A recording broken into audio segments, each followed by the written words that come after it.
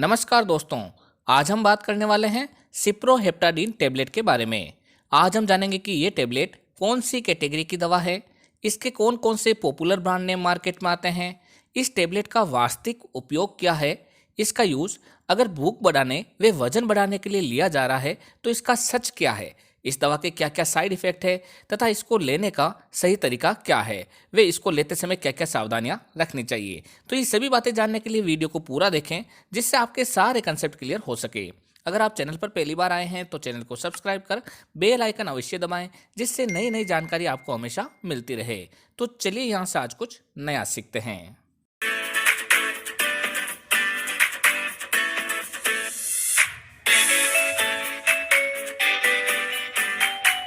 सिप्रोहेप्टाडीन एक anti histaminic group की दवा है जो कि एक ओटीसी प्रोडक्ट है, यानी इसे आप बिना डॉक्टर के प्रेस्क्रिप्शन के भी ले सकते हैं। यह दवा मार्केट में सिप्रोहेप्टाडीन टैबलेट, सिप्रोहेप्टाडीन सिरप तथा सिप्रोहेप्टाडीन ड्रॉप सभी फॉर्म में अवेलेबल है, लेकिन इस वीडियो में हम सिर्फ सिप्रोहेप्टाडीन टैबलेट के बारे में ही बात करेंगे। सिप्रोहेप्टाडीन टैबलेट मार्केट में 4 मिलीग्राम की स्ट्रेंथ में अवेलेबल है। अगर हम सिप्रोहेप्टाडीन टैबलेट के पॉपुलर ब्रांड नेम की बात करें तो वो है Pectin tablet, Practin tablet, Peritol tablet, Ciplatin tablet और बायोप्रोन टैबलेट। इसके अलावा ये दवा आपके एरिया वाइज व डॉक्टर वाइज अलग अलग ब्रांड नेम से भी मिलेगी। आप इसकी जेनेरिक फॉर्म भी खरीद सकते हैं।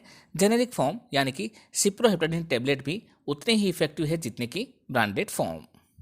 अगर हम सिप्रोहेप्टाडीन टैबलेट 4 मिलीग्राम की वास्तविक यूज़ की बात करें तो ये दवा एंटी एलर्जी ग्रुप की दवा है, तो इसका उपयोग सीजनल एलर्जी में किया जाता है। यदि किसी व्यक्ति की आंख में पानी बह रहा हो, नाक में पानी आ रहा हो, छींकें आ रही हो, नाक व आंखों में खुजली चल रही हो, तो ऐसी स्थिति में ये दवा बहुत ही फायदा करती है। यदि किसी व्यक्ति को माइग्रेन का हेडेक हो, जिसमें मरीज के एक तरफ सिर में दर्द रहता हो, जिसे क्लस्टर हेडेक भी कहते हैं, तब ऐसी स्थिति में भी ये दवा दी जाती है। अगर किसी व्यक्ति में एलर्जिक रिएक्शन के कारण शरीर में सीरोटोनिन व हिस्टामिन का लेवल बढ़ गया हो तो उसके लेवल को भी नॉर्मल करने के लिए सिप्रोहेप्टाडीन टैबलेट का प्रयोग किया जाता है। यदि किसी व्यक्ति में स्किन पर रेडनेस हो गई हो, छोटे छोटे चकत्ते हो गए हो, खुजली चल रही हो, तो ऐसी कंडीशन में भी ये दवा प्रेस्क्राइब की जाती है। अब हम बात करते हैं कि इस दवा को भूख बढ़ाने के लिए व वजन बढ़ाने के लिए डॉक्टर द्वारा प्रयोग किया जाता है। क्या ये सही है और इसे लेने का सही तरीका क्या है? दोस्तों, अगर आप इसे भूख बढ़ाने के लिए ले रहे हैं तो ये दवा का मुख्य यूज नहीं है, ये इसका साइड इफेक्ट है और इसी साइड इफेक्ट के कारण ही इसका उपयोग भूख बढ़ाने में लिया जाता है।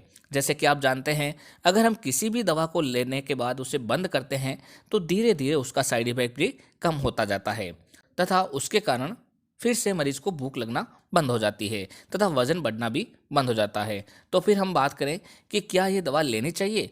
अगर किसी व्यक्ति को शॉर्ट टर्म के लिए वजन बढ़ाना हो, जैसे व्यक्ति किसी कंपटीशन को फाइट कर रहा हो या फिर रेसलर हो तथा वजन बढ़ाना चाहता हो, तो महीने या 2 महीने तक इस टेबलेट को लेकर अपना वजन बढ़ा सकते हैं, जिससे महीने 2 महीने के लिए आपका वजन बढ़ जाएगा तथा आपका काम पूरा होने के बाद आप इसे बंद कर सकते हैं।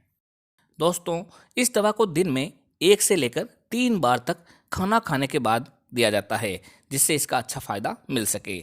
इस दवा को कभी भी अल्कोहल के साथ में नहीं लेना चाहिए।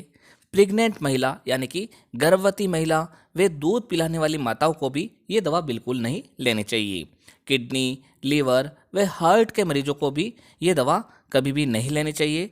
इस दवा को लेने के बाद कभी भी ड्राइविंग नहीं करना चाहिए तथा ना ही हेवी मशीनरी को ऑपरेट करना चाहिए, क्योंकि इस दवा को लेने के बाद मरीज को नींद आने की संभावना रहती है।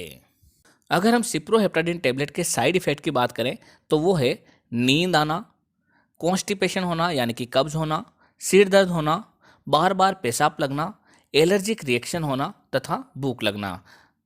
इसके अलावा और भी कोई अनवांटेड इफेक्ट मिले तो इस दवा को तुरंत बंद कर अपने डॉक्टर की सलाह लेनी चाहिए। तो दोस्तों, ये थी जानकारी सिप्रोहेप्टाडीन टैबलेट के बारे में। जब भी कोई दवा लें तो अपने डॉक्टर की सलाह से ही लें। इसी तरीके के वीडियो देखने के लिए हमारे चैनल को सब्सक्राइब कर बेल आइकन अवश्य दबाएं, जिससे नई नई जानकारी आपको सही समय पर मिल सके। एक बार फिर मिलते हैं एक नई दवा की जानकारी लेकर एक नए वीडियो के साथ। तब तक के लिए धन्यवाद।